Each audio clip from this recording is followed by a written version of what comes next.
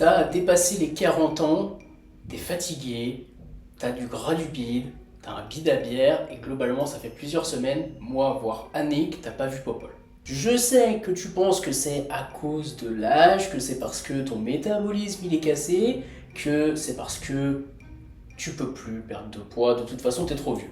Et c'est là que ce guide pour t'aider à perdre ton gras du ventre après 40 ans arrive se positionner en tête de liste. Je vais t'expliquer ici aujourd'hui 3 piliers pour perdre ton gras sans jamais le reprendre, pour entamer la dernière perte de gras de ta vie, que tu aies 10, 20 ou 30 kilos à perdre. Et je te le dis tout de suite, ces 3 piliers, tu les as entendus nulle part ailleurs parce que la plupart des coachs te donnent des informations qui ne te servent à rien. Nous, on va reprendre les vraies informations desquelles tu as besoin pour enfin perdre ces kilos sans jamais les reprendre. Mais avant de te délivrer tous ces secrets, je vais te poser une question très simple. Mais imagine si dans 90 jours, tu pouvais avoir perdu 10, 15, voire 20 kilos. Si tu pouvais avoir retrouvé la confiance et ne plus avoir honte d'enlever ton t-shirt à la plage, même si on est en hiver, tu peux aller à la plage, les Bretons on va à la plage, il n'y a pas de souci. À la limite, si tu es un peu frileux, imagine que tu peux aller à la piscine sans avoir honte de ton bide. Ça te donnerait quoi? Déjà là, tu vas te dire que tu es sceptique, tu vas pas spécialement me croire parce que tout le monde te fait à peu près la même promesse. Donc concrètement, qu'est-ce qu'il y a de magique dans ces 3 piliers? Reste jusqu'au bout. Les 2 premiers piliers, je suis sûr que tu les as jamais vus, mais le 3e, c'est sûr et certain. Pilier numéro 1 pour perdre tes 20 à 30 kilos. Let's go. L'être humain fonctionne beaucoup mieux à la peur que à la récompense.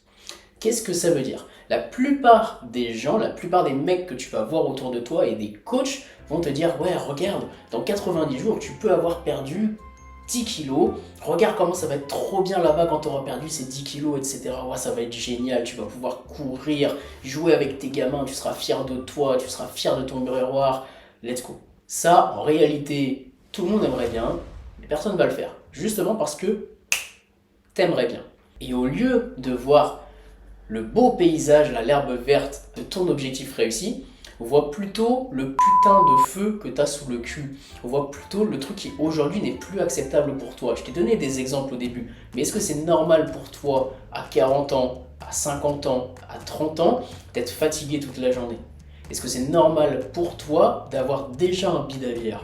Est-ce que c'est normal pour toi de galérer à suivre tes gamins, de galérer à faire tes lacets, de galérer à monter les escaliers, de plus voir Popol quand tu vas pisser? Ok, déjà là tu te dis ok, là ça m'énerve un peu plus, j'ai un peu plus envie de me bouger.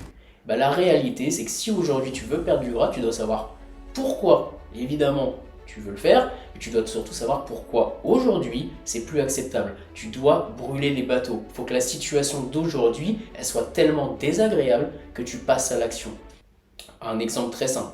Si on revient à la préhistoire, à ton avis, là, je te mets un petit buisson avec des fruits, mais il faut traverser un ravin pour y aller. Ok? Tu vas être moyennement motivé quand même, tu prends vachement de risques pour aller chercher 3 petites baies de l'autre côté, ça vaut pas trop le coup. Ouais, ce serait cool, hein, mais ça vaut pas trop le coup. C'est pareil avec ta perte de poids là. C'est cool, tu te sentiras mieux, tu seras en meilleure santé, etc. Mais il y a des obstacles entre les deux. Par contre, à l'inverse, si on regarde la même situation, mais qu'il y a un putain d'ours derrière toi, ou un lion, ou tout ce que tu veux, un truc qui te fait peur, un truc qui n'est pas acceptable, là tu vas traverser, tu vas le faire super vite, et tu vas te poser aucune question. Trouve le lion qui va te motiver à passer à l'action et à perdre tes 10, 20, 30 kilos, que ce soit la santé, que ce soit l'ego, que ce soit pour madame, pour tes enfants ou pour toi, peu importe, tant que pour toi, c'est pas acceptable.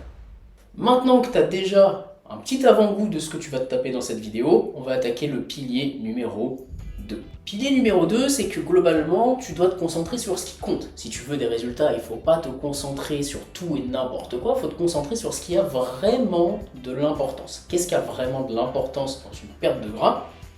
Et bien, c'est de te concentrer sur ce que tu fais de vraiment mal et ce que tu fais de vraiment bien. Et là, il n'y a pas tout à changer, globalement, il y aura peut-être 1 à 3 choses dans les 2 cases. Et tu peux imaginer ça avec l'ange et le démon. Le petit démon qui te susurre à l'oreille de ne pas faire de sport, que tu commenceras demain, que de toute façon c'est pas si grave. Et le petit ange qui est sur ton épaule qui dit non, commence maintenant. Non, même si tu fais 10 minutes, c'est mieux que rien. Non, même si tu manges un petit peu de légumes, mais que t'as pas fait attention toute la semaine, c'était déjà mieux que de pas faire n'importe quoi. Et bah c'est exactement ça. Concentre-toi sur les 20% qui ont le plus d'impact. C'est la règle de Pareto. T'as pas besoin de tout faire parfaitement. T'as pas besoin de connaître toute la langue française, tout le dictionnaire de synonymes pour avoir des résultats, pour savoir parler français.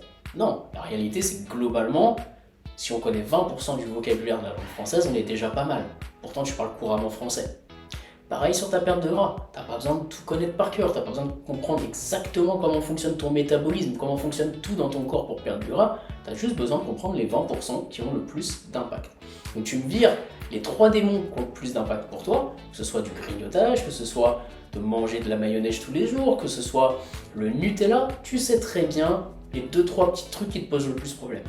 Et tu mets en place les 2-3 petits trucs qui auront le plus d'impact positif sur ton objectif. Que ce soit de bouger plus, que ce soit de commencer à faire 1, 2, peut-être même 3 séances de sport par semaine, que ce soit de juste manger plus de légumes, des trucs basiques. Il n'y a pas besoin de faire plus compliqué au début, tu veux juste créer les premiers résultats. On attaque le dernier pilier, l'effet cumulé. Maintenant, ce qui va te donner encore plus d'impact, c'est d'accepter que plus tu vas le faire longtemps, plus tu auras des résultats. Tu veux pas aller plus vite que la musique. Ce que tu veux, on est d'accord, c'est perdre ce poids et jamais le reprendre. Et pour jamais le reprendre, il faut que tu penses en effet cumulé. Je vais te donner un exemple très simple. Si là, tu prends une petite barre de céréales à 100 calories, sur une journée, c'est que dalle. Sur 10 jours, ça fait 1000 calories, c'est toujours que dalle. Sur 100 jours, on arrive à 10 000. Sur une année, on arrive à 36 500. 36 500 calories, ça commence à faire un paquet. Imagine maintenant que juste tu enlèves cette barre de céréales tous les jours. Tu as économisé 100 calories tous les jours, tu as économisé 36 500 calories tous les jours. Enfin, sur l'année. Ok, ça commence à faire une petite différence quand même. Mais imagine maintenant que tu as enlevé cette petite barre de céréales à 100 calories et qu'en plus tu as dépensé 100 calories supplémentaires en allant bouger. Globalement en faisant 15-20 minutes de marche. C'est que dalle. Pourtant tu te retrouves aux alentours du coup des 72 000 calories, quelque chose comme ça.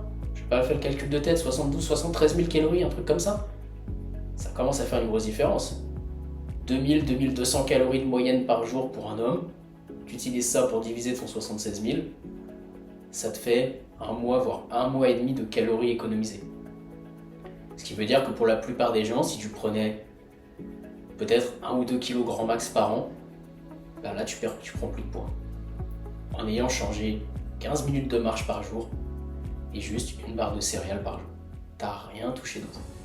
Ce que je veux que tu comprennes là-dedans, c'est que ce qui a le plus d'impact, c'est pas ce que tu vas faire à l'instant T pour aller vite, même s'il y a plein de choses qu'on peut mettre en place pour aller plus vite et accélérer tes résultats. Ce qu'il faut garder en tête, c'est que plus tu vas le faire longtemps, plus tu auras des résultats. Et comme tu l'as vu, il n'y a pas besoin que ce soit compliqué.